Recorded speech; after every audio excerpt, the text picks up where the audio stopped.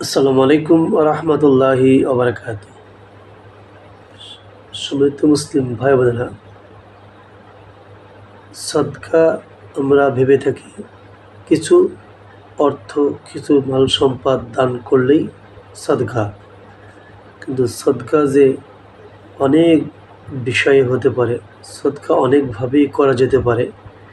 আসলে আমরা এভাবে জানি না বা জানার চেষ্টাও করি না। আসুন আমরা আজকে যে হাদিসটা জানব, এই হাদিসে রাসূল সাল্লাল্লাহু আলাইহি ওয়াসাল্লাম সদকার অনেক প্রকার আছে, কিছু প্রকার এ হাদিসে বর্ণনা করা আছে, এগুলো আমরা জানবো ইনশাআল্লাহ। তো আসুন হাদিসটা শুনি। আবু যর গিফারি রাদিয়াল্লাহু আনহু হতে বর্ণিত, তিনি বলেন,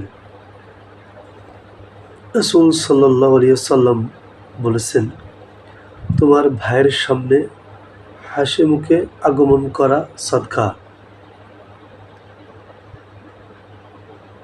সদকার আমরা একটা প্রকার পাইলাম, একে অন্যের সামনে হাসি মুখে আগমন করা সদকা, নেক কাজের নির্দেশ দেওয়া সদকা, খারাপ কথাবার্তা হতে বিরত থাকা তোমার জন্য সদকা, পথ হারা প্রান্তরে কোনো মানুষকে পথ বলে দেওয়া, এটা একটা সদকা, কোনো অন্ধ বা দুর্বল দৃষ্টিশক্তির মানুষকে সাহায্য করা সদকা,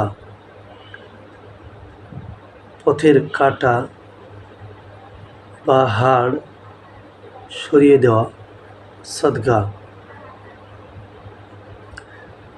নিজের পাত্র বা বালতি থেকে অন্য ভাইয়ের কে পানি দিয়ে দেওয়া সদকা। তাহলে নিজের পানি অন্যকে, নিজের বালতি থেকে অন্যের বালতিতে পানি দিয়ে দেওয়া তোমার জন্য সদকা। তাহলে আমরা সদকার কয়েকটা বিষয় আমরা আলোচনা করলাম এই হাদিস থেকে। আল্লাহ রাব্বুল আলামিন আমাদেরকে এই কাজগুলো করে যেন আমরা ছোট ছোট কাজগুলো সদকা পরিণত করতে পারি, আমাদের কথা, কাজ, চলাফেরা।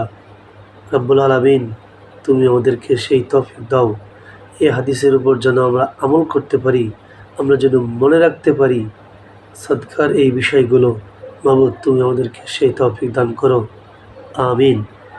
হাদিসটি আসছে মিশকাত 1911 নম্বর হাদিস, তিরমিজি 1956, আল জামি 2908 নম্বর, আত তারগীব 2685 নম্বর হাদিস। আল্লাহ তুমি আমাদেরকে রহম করো, এই হাদিসের উপর আমল করার তৌফিক দান করো। আসসালামু আলাইকুম ওয়া রাহমাতুল্লাহ।